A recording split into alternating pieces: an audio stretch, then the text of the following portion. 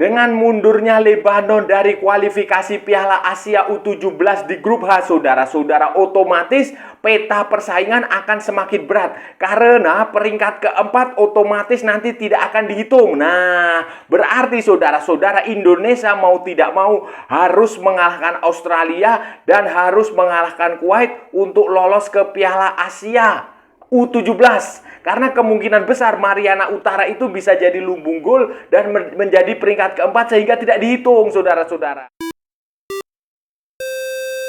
Halo saudara-saudara, jumpa lagi dengan komentator gadungan di sini.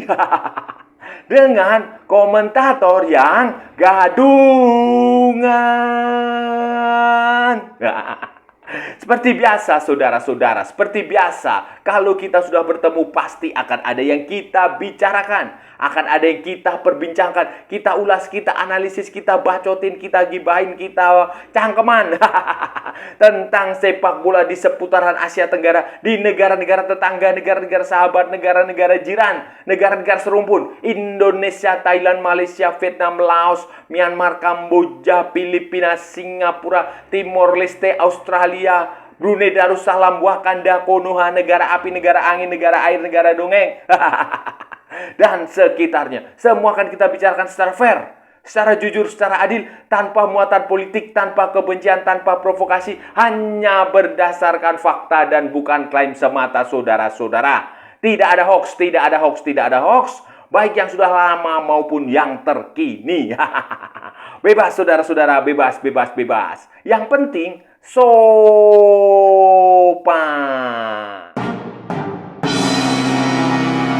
Nah, jadi begini saudara-saudara, jadi begini, kualifikasi Piala Asia U17 itu sedang berlangsung, saudara-saudara. Sedang dan akan berlangsung. Nah, ini ya sama seperti Piala Asia, kualifikasi Piala Asia U20 yang tempo hari sudah bisa meloloskan Indonesia. Ini di kualifikasi U17 ini juga ada 10 grup.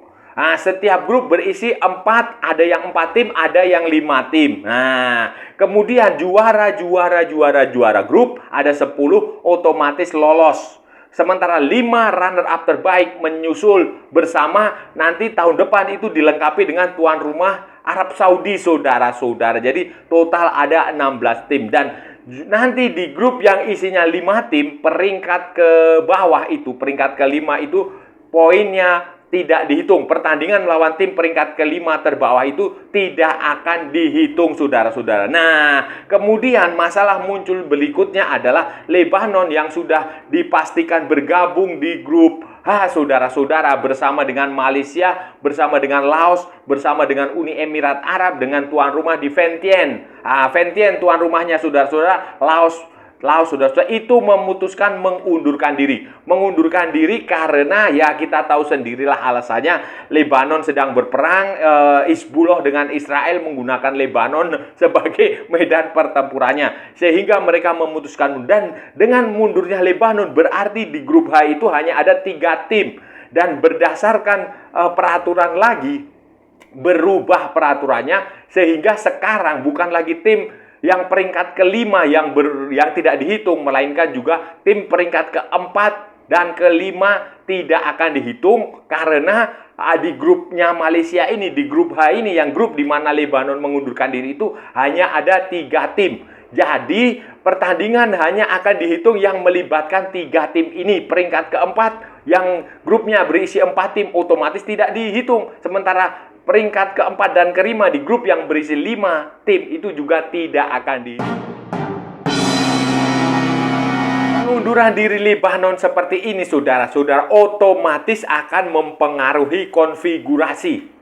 Nah, skenario itu sudah pasti berubah, khususnya skenario di grupnya Indonesia, di grup G, saudara-saudara. Nah, Indonesia ini timnas U17 asuhan Nova Arianto ini benar-benar sebenarnya ini menghadapi tantangan yang berat, saudara-saudara. Berbeda dengan tim nasional Indonesia U20 yang menurut saya gampang. Sejak awal timnas U20 itu saya bilang sudah gampang lah, itu lawannya juga kecil, kemudian main di home, main di Jakarta. Sementara ini timnas U17 ini tantangannya berat sekali, saudara. saudara-saudara. Berat sekali. Mereka main jauh dari Indonesia, main di Kuwait. Kuwait tuan rumah, kemudian lawannya juga Kuwait, lawannya juga Australia, dan lawannya adalah Kepulauan Mariana Utara. Nah, masalahnya di sini, di atas kertas itu kemungkinan besar Mariana Utara itu akan menjadi lumbung gol.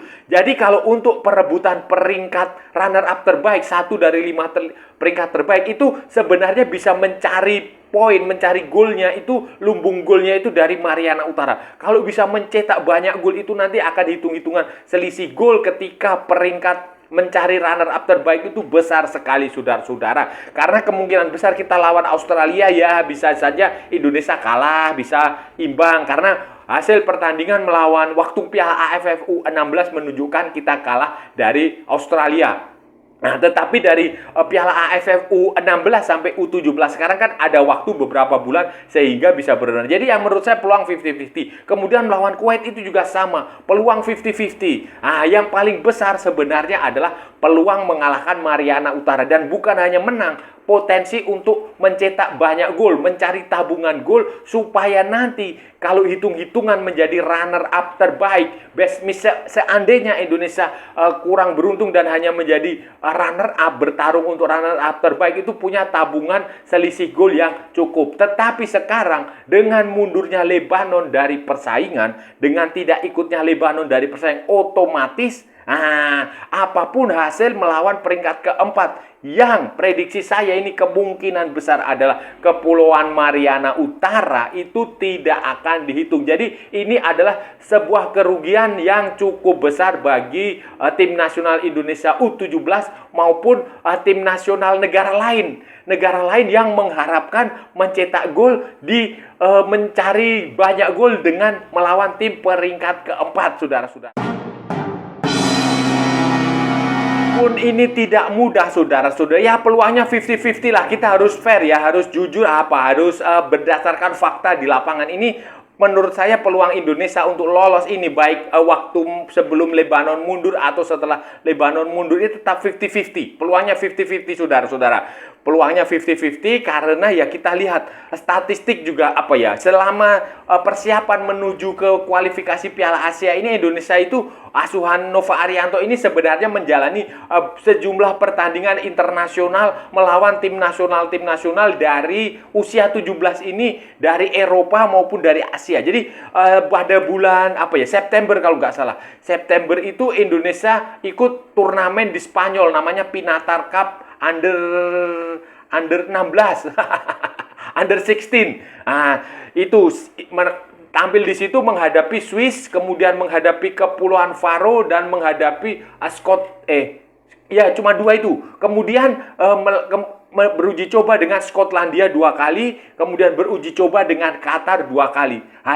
Sebelum Pinatar Cup itu beruji coba dengan India. Hasilnya, saudara-saudara, dari sebanyak uji coba itu Indonesia mengalahkan India, kemudian kalah juga dari India 2 kali, menang 3-1 lawan India, kalah 0-1 dari India, kemudian kalah 0-2 dari Switzerland, menang 3-0 dari Kepulauan Faro, kemudian kalah 2 kali dari Skotlandia, kalah 1-6 dan kalah 1-2. Sementara kemudian pertandingan melawan Qatar itu kita menang 2-1 dan bermain imbang 1-1 dengan Qatar dari 2 pertandingan. Dan setelah ini nanti tanggal 23 seperti yang saya bilang itu akan bertemu dengan Kuwait.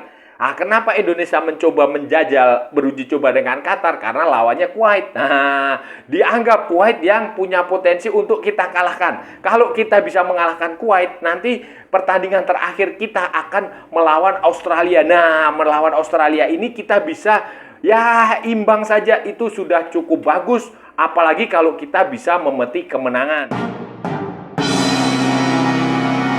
Pertanyaannya adalah siapa pemain-pemain timnas U17 ini yang bertanding, saudara-saudara?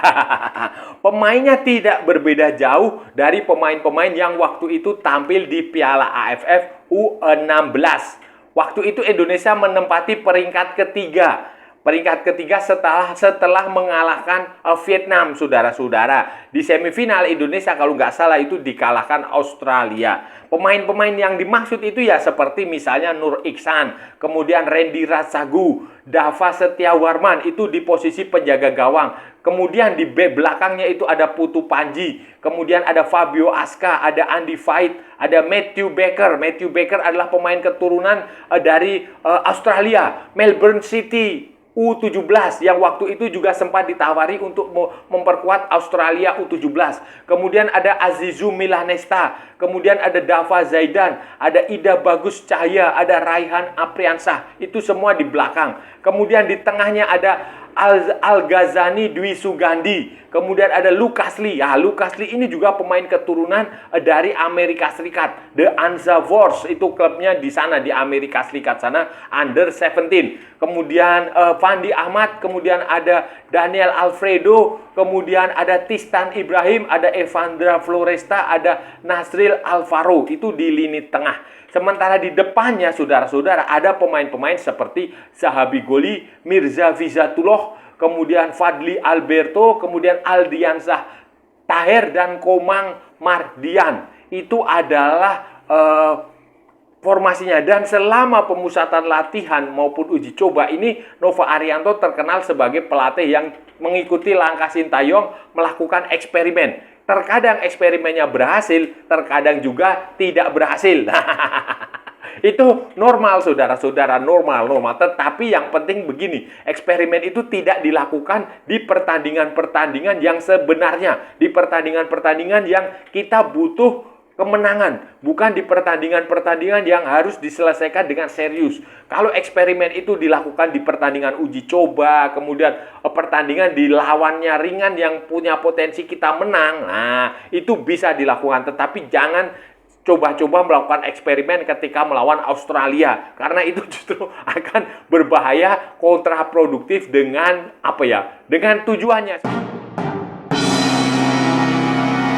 Piala Asia U17 ini, saudara-saudara, target Indonesia tentu saja lolos ke Piala Asia U17. Apalagi Piala Asia U17 itu nanti akan dijadikan ajang untuk kualifikasi Piala Dunia U17 tahun 2025 di Qatar, Piala Dunia. Nah, selama keikutsertaan Indonesia di Piala Asia U17 itu prestasinya juga sudah sering ikut lah. Indonesia itu sudah sering ikut. Tahun 86, tahun 88 itu 86 dan 88 itu terhenti di fase grup. Kemudian tahun 1990 itu di Uni Emirat Arab itu Indonesia mampu ke semifinal. Kemudian kalah di semifinal. Peringkat keempat, saudara-saudara. Peringkat keempat. Kemudian setelah itu absen lama sekali. Baru muncul lagi tahun 2008. Itu Indonesia di fase grup. 2010 juga di fase grup. Kemudian 2018 itu sampai ke perempat final. Jadi ini di U17 ini prestasi Indonesia juga lumayan. Apalagi tahun 2023 Indonesia menjadi tuan rumah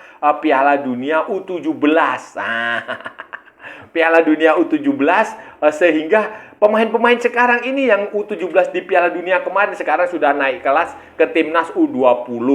20 ya, saudara-saudara, asuhan Indra Safri. Jadi ini Indonesia wajar kalau menjadikan Piala Asia U17 itu targetnya lolos ke situ kualifikasi karena memang secara tradisi juga sudah biasa tampil, kemudian secara kualitas juga sudah bagus. Kemudian di level Asia Tenggara juga Indonesia memang sudah saatnya naik kelas, karena di Piala AFF U16 pun kita juga sudah berkali-kali, kalau nggak salah dua kali atau berapa kali itu kita juara, sementara yang terbaru kemarin kita peringkat ketiga. Jadi wajar kalau Indonesia menargetkan diri lolos ke Piala Asia U17. Justru aneh kalau Indonesia tidak pasang target lolos. Indonesia, saudara-saudara, bagaimana dengan tim-tim dari Asia Tenggara lain? Nah, tim-tim dari Asia Tenggara lain itu tampil juga di sini. Beberapa negara Asia Tenggara itu tampil di kualifikasi Piala Asia U17 dan terbagi di beberapa grup. Misalnya di grup B.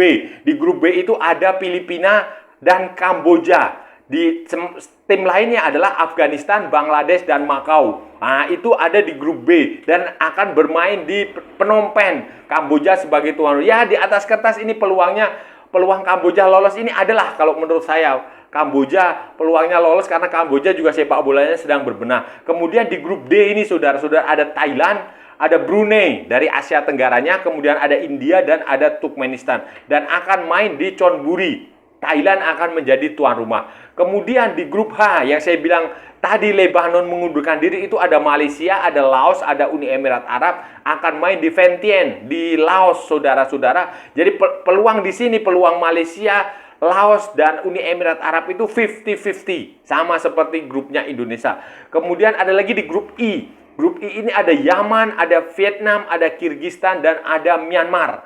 Vietnam dan Myanmar sebagai dua tim dari Asia Tenggara dan akan bermain di Phu. Phu itu di Vietnam, tuan rumahnya saudara-saudara. Dan peluang Vietnam juga besar sekali untuk lolos di sini karena dia pasti hanya akan mendapatkan lawan yang tantangannya itu hanya dari Kirgistan. Vietnam bisa potensi lolos sama seperti Thailand saja. Thailand bisa menjadi juara grup. Kemungkinan besar juara grup Thailand. Vietnam juga sama. Bisa menjadi juara grup atau runner up terbaik. Tetapi potensi menjadi juara grup itu besar. Kemudian ada lagi di grup J. Grup J ini Singapura, saudara-saudara. Singapura di grup J akan bermain menjadi tuan rumah. Tuan rumahnya adalah Singapura melawan Tajikistan, melawan Oman, dan melawan Guam. Di atas kertas juga peluang Singapura untuk lolos baik sebagai juara grup maupun sebagai salah satu runner-up terbaik itu besar. Jadi memang di antara negara-negara Asia Tenggara ini, tantangan terberat itu memang dihadapi oleh tim nasional Indonesia U17 asuhan Nova Arianto. Ya, semoga berhasil lah saudara-saudara. Saudara-saudara, itu tadi pembahasan kita hari ini, saudara-saudara. Kita sudah bicara panjang lebar dari A sampai Z, dari barat sampai ke timur, dari utara sampai ke selatan. Panjang sekali, lebar sekali. Semua sudah kita kita ulas, kita gibahin, kita bacotin, kita cangkeman dari semuanya saudara-saudara, dari Sabang sampai Merauke, dari Pulau Rote sampai Pulau Miangas. Tadi kita bicara tentang kualifikasi Piala Asia U17 yang sedang bergulir dan Indonesia akan tergabung di grup G, saudara-saudara. Tanggal 23 Oktober itu pertandingan melawan Kuwait, kemudian 25 Oktober melawan Mariana Utara, dan tanggal 27 Oktober melawan Australia. Ini bukan pertandingan yang mudah karena Indonesia akan bermain tandang, saudara-saudara, di Kuwait. Kuwait yang menjadi tuan rumahnya,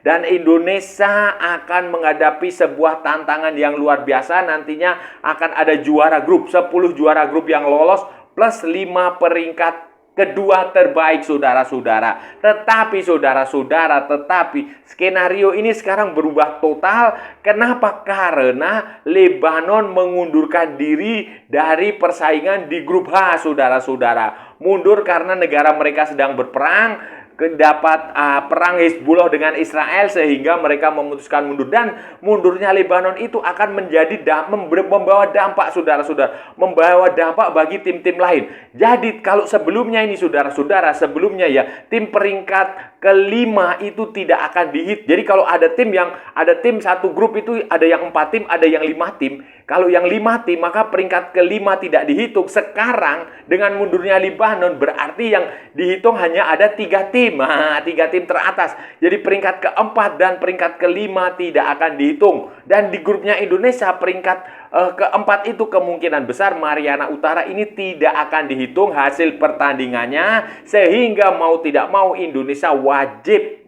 hukumnya mengalahkan Kuwait dan mengalahkan Australia. Mariana Utara dijadikan semacam uji coba sajalah, tidak, karena poinnya tidak akan berapapun jumlah golnya tidak akan. Dan ini tidak mudah, saudara-saudara, karena Indonesia waktu Piala AFF U16 dikalahkan Australia. Kuwait ini saja yang masih misterius. Kalau kita bisa menahan imbang Australia dan kita bisa mengalahkan Kuwait, ya peluang Indonesia untuk lolos ke Piala Asia itu besar sekali. Tetapi kalau kita kalah ya selesai, saudara-saudara. Dan ini bukan hanya Indonesia, grupnya Malaysia, grupnya Vietnam, grupnya Thailand juga peluangnya hampir sama. Walaupun kalau melihat pembagian grup seperti ini, Thailand dan Vietnam sebenarnya punya peluang yang cukup besar. Seperti halnya Malaysia, seperti halnya Indonesia. Indonesia ya mungkin 50-50 lah, saudara-saudara. Dan saya rasa sudah cukup ya pembahasan kita kali ini. Kalau ada salah-salah ya mohon maaf. Namanya juga gadungan, saudara-saudara. Wajar kalau gadungan itu salah. Tetapi kalau benar saudara-saudara berarti sebuah kebenaran.